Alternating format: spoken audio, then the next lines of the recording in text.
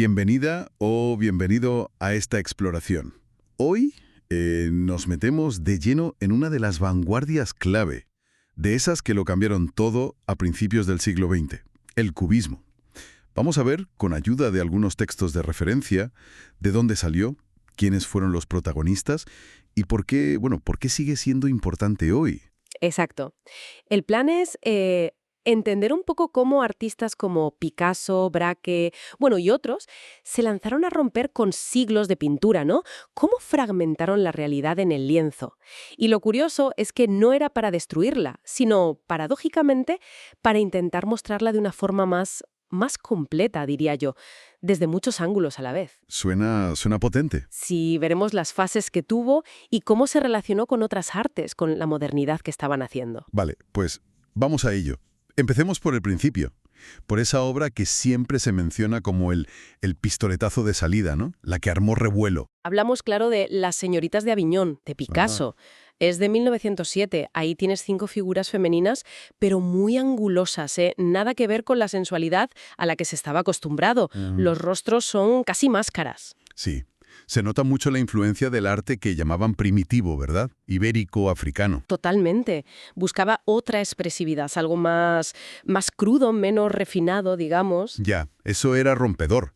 Pero la revolución gorda estaba en la forma, ¿no? Eso de pintar las cosas como si las vidas desde varios sitios a la vez. Esa es la clave, sí. Picasso ahí fusiona planos. Puedes ver un cuerpo casi de espaldas, pero la cabeza está de frente.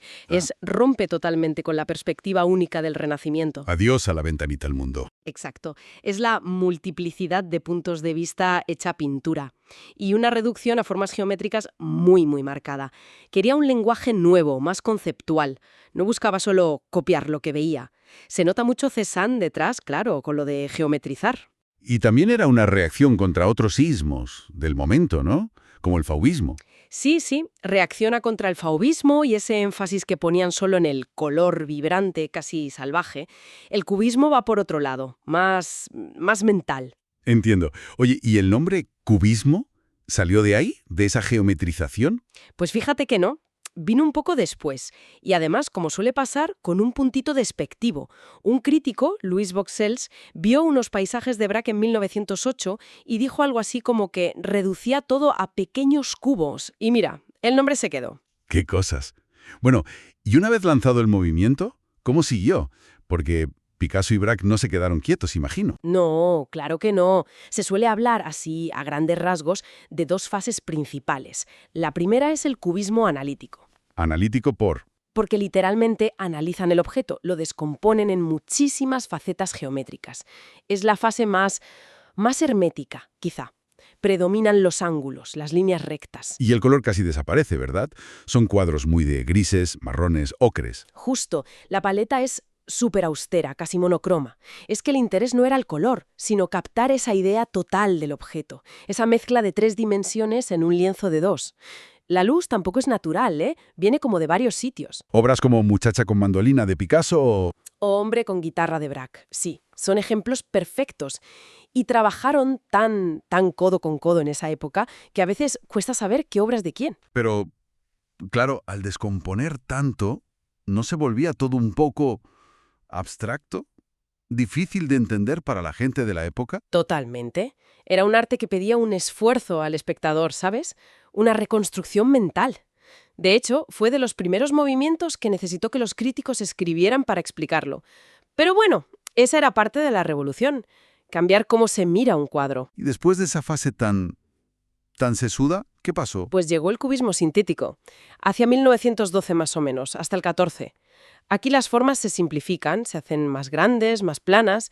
Es más fácil reconocer los objetos, digamos. Y vuelve el color. Vuelve el color, aunque aplicado de forma plana, sin buscar volumen con él.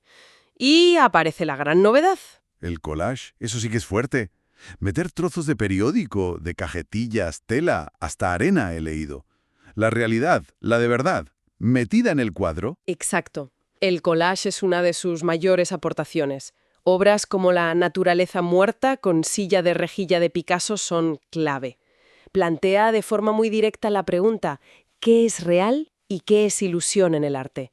Mete lo cotidiano, trozos del mundo moderno, ahí, en el lienzo. Fascinante. Y aquí también hay que mencionar a Juan Gris, que fue importantísimo en esta fase sintética, con composiciones a veces más claras y un uso del color muy particular. ¿Y toda esta idea de fragmentar, recomponer, se quedó solo en la pintura o se extendió a otras artes? Me interesa esa conexión con la modernidad. Se extendió, vaya si se extendió. Piensa, por ejemplo, en el cine, que también estaban naciendo y cambiando la forma de mirar. Fernand Léger, por ejemplo, hizo una película Ballet Mécanique, que es casi cubismo puro en movimiento. Esa fragmentación de objetos, el ritmo. Claro, no es que pintaran escenas de cine, sino que la estructura... Exacto. La estructura mental es parecida. El cubismo y el cine de los primeros tiempos fragmentan el espacio, el cuerpo, juegan con puntos de vista que cambian. Los artistas iban al cine, era la novedad. Tiene todo el sentido.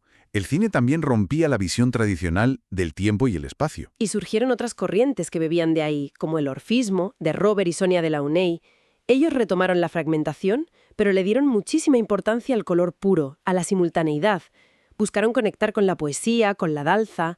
Incluso los futuristas italianos, aunque buscaran representar el movimiento y la velocidad de otra forma, dialogaron mucho con el cubismo. Hubo mucha interacción. Vale, entonces, si resumimos un poco. Cubismo con Picasso y Braque a la cabeza. Revolucionan el arte. Rompen la perspectiva tradicional, descomponen la forma en planos geométricos. Pasa por una fase analítica, más compleja, casi monocroma, luego una sintética, donde vuelve el color, y entra el collage, metiendo la realidad en el cuadro. Y todo esto dialogando a tope con su tiempo, con la modernidad, especialmente con el cine. Así, lo has clavado. Cambió el arte del siglo XX de forma radical. Influyó en casi todo lo que vino después.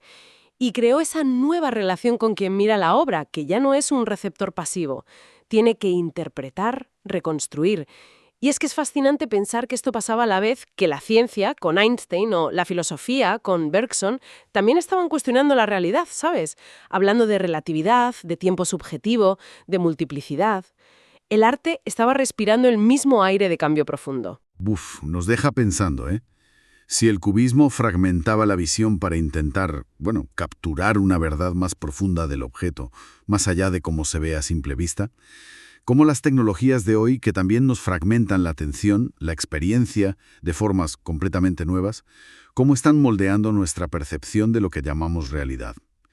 Ahí lo dejamos, para reflexionar. Hasta la próxima exploración.